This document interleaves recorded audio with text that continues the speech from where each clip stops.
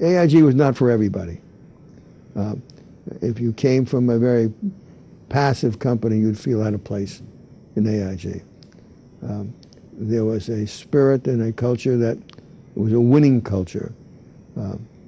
You attracted people who shared the same values, and people who didn't share those values wouldn't last.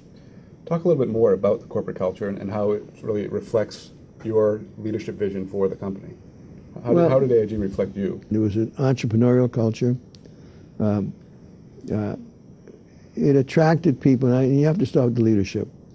And I'm not just talking about me, but a small group of people who shared the same values, the same work ethic, and that's contagious in an organization.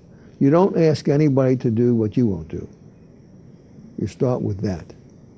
If I'm working 18 hours a day, I don't ask anybody to work 18 hours a day. Most would do it because they want to do it, not because they have to do it. Well, let's talk about innovation. I think if you ask a lot of people how the business insurance cycle worked, it would be that AIG was first to identify a new emerging risk, was the first to introduce a policy addressing that risk, made a lot of money from writing for that risk, and then pulled out when all the copycats came in. Yeah, we were very innovative. That was part of who we were. Always, restless, looking for new opportunities and new products or new countries to do business in. And we sought high-risk areas, because in high-risk areas is we made the most money. Not always. We were wrong in many instances and lost money.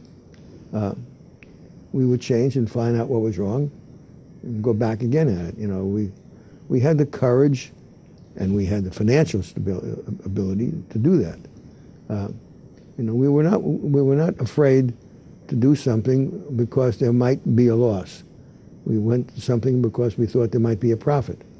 And that doesn't mean we weren't diligent in doing what we were going to do. We did a lot of homework on product innovation.